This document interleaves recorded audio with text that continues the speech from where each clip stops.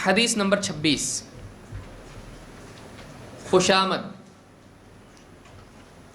کسی کی تعریف منہ پر کرنا اس اعتبار سے کہ وہ خوش ہو جائے، دھوکہ کھا کے ہماری بات مان لے۔ عام طور سے تجارت میں یہ ہوتا ہے، اور دنیا معاملات میں خاص طور سے سیاست میں بھی ہوتا ہے۔ ہر سیاستداں لوگوں کی تعریف کر کے ان کو بیوقوف بنا دیتا ہے۔ آپ لوگ بہت اچھے ہو، میں جانتا ہوں آپ مجھے ہی ووٹ دینے والے ہو، اور میں آپ کے اکاؤنٹ پہ اتنے پیسے ڈال دوں گا یا جو بھی کر دوں گا۔ اس طرح کی بہت ساری باتیں ہر دور میں سیاستداں لوگوں سے کرتے ہیں، اور لوگ اس کے دھوکے میں آ جاتے ہیں، جذباتی باتیں کر کے بیوقوف بناتے ہیں، اور پھر سر پہ مسلط ہو کر سب کو کنگال کرتے ہیں۔ اللہ کے نبی صلی اللہ علیہ وسلم نے مسلمانوں کو اس طرح کی چیزوں سے متنبع ہونے کی تعلیم دی ہے۔ آپ صلی اللہ علیہ وسلم نے کیا فرمایا؟ احثو التراب فی وجوہ المداحین، تعریف کرنے والوں کے منہ میں خاک ڈالو، تعریف کرنے والوں کے منہ میں مٹی ڈالو، خاک ڈالو۔ اس حدیث سے علماء نے بتلایا کہ ایک تو یہ کہ بے عینی ہی یہ کرو، اس لیے کہ بعض صحابہ نے ایسا کیا، ان کے سامنے کسی نے ان کی تعریف کی تو مٹی اٹھا کے اس کے منہ پہ ڈال دی، اس اعتبار سے کہ جیسا بولا ہے ویسا کریں گے۔ بعض علماء نے کہا مطلب حدیث کا یہ ہے کہ جو لوگ جھوٹی تعریف کرتے ہیں اور اس تعریف کے ذریعے سے انسان کو نرم کرتے ہیں، اور نرم کرنے کے بعد میں اپنی غرض پوری کرتے ہیں، ایسے لوگوں کی غرض، ان کے مقصد کو پورا مت کرو۔ اور یہ انسان کی کمزوری ہے۔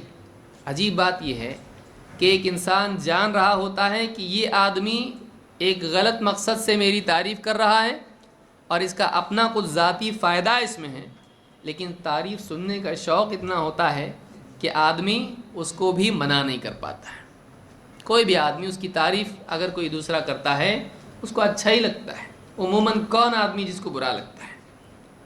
بہت کم لوگ ہوتے ہیں جن کو تعریف ویسی ہی ناپسند ہوتی ہے جیسے ان کو گالی دینا یا جیسے ان کی تنقید کرنا ہے۔ تو ایک انسان خاص طور سے اس حدیث کے اعتبار سے ہم کو سکھایا گیا ہے کہ وہ ہوش مند ہو، وہ دھوکہ کھانے والوں میں سے نہ ہو، وہ بیوقوف نہ ہو۔ عام طور سے آدمی دھوکہ کھا جاتا ہے تعریف کی وجہ سے۔ ایسی تعریف سے دھوکہ نہیں کھانا چاہیے جو کسی باطل مقصد کے تحت کی گئی ہو۔ واقعی کوئی صحیح تعریف ہے، جیسے کوئی معلم ہے اپنے شاگرد کی تعریف کرے کہ ہاں بہت اچھی محنت کیا اور آگے بڑھو، ایسا کرو گے تو ترقی ہوگی۔ وہ معلم اس کی حوصلہ افزائی کے اعتبار سے اور واقعی اس کی کوشش کی بنیاد پر تعریف کر رہا ہے، اس کی ذاتی کوئی غرض نہیں۔ لیکن بعض اوقات انسان کی اپنی ایک ذاتی غرض ہوتی ہے، اور وہ جھوٹی تعریف کرتا ہے، خوشامد کرتا ہے، اور خوشامد کر کے کسی انسان سے کچھ اپنا کام بنا لیتا ہے۔ یہ جو چیز ہے یہ نہیں ہونا چاہیے، یعنی کوئی آدمی ہم کو دھوکہ نہیں دینا چاہیے۔ عمر ابن خطاب رضی اللہ عنہ کا ایک مشہور قول ہے، کہتے ہیں لست بالخب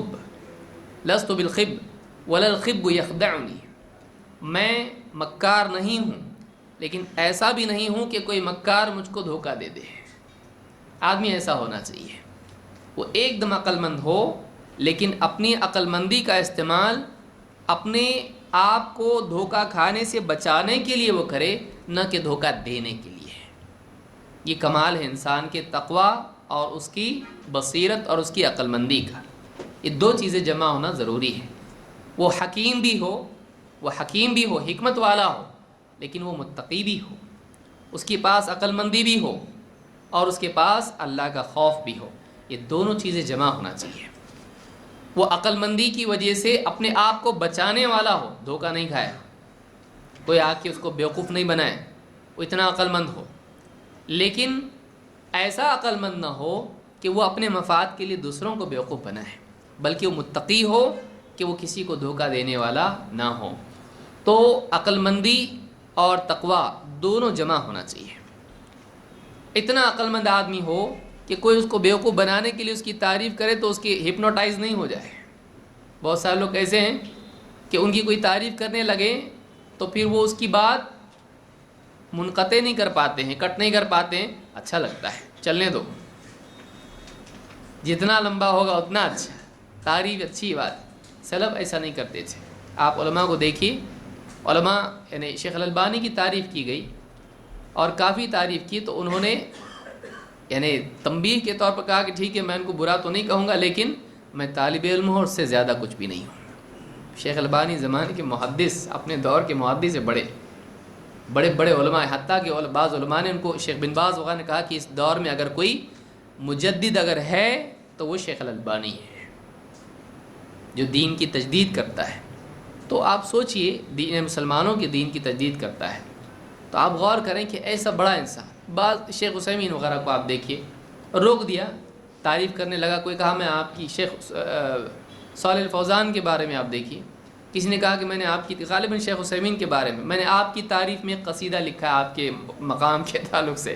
کہا کوئی ضرورت نہیں ہے, شعر ہیں کچھ آپ کی تعریف میں پڑھنا چاہتا ہوں. کہا ضرورت نہیں ہے. نہیں, تو یہ علماء ہیں.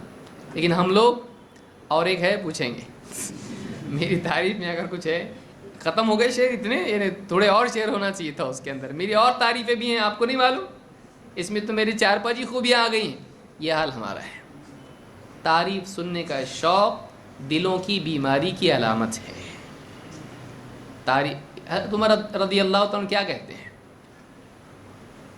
اللہ تعالیٰ اس شخص پر رحم کرے, رحم اللہ امرأن اہدا الینا عیوبنا, اللہ تعالیٰ اس آدمی پر رحم کرے جو ہمارے عیوب کا تحفہ ہم کو دے, جو ہمارے عیوب کا تحفہ ہم کو دے, ہمارے عیوب بتائے اور اس کو تحفہ سمجھنا. یہ بہت جگر گردے کی چیز ہے. کوئی آدمی تنقید پسند نہیں کرتا ہے اور کوئی آدمی تعریف کو ٹھکراتا نہیں ہے. تعریف اچھی لگتی ہے اور یہی وہ یعنی جادو ہے جس کے تحت ایک آدمی لوگوں کو بیوقوف بناتا ہے. تو مسلمان کو دھوکہ نہیں کھانا چاہیے. اللہ کے نبی صلی اللہ علیہ وسلم نے فرمایا خوشامد کرنے والوں کے منہ میں خاک ڈالو, یعنی ان کے مقصد کو پورا مت کرو, ان کے دھوکے میں مت آؤ.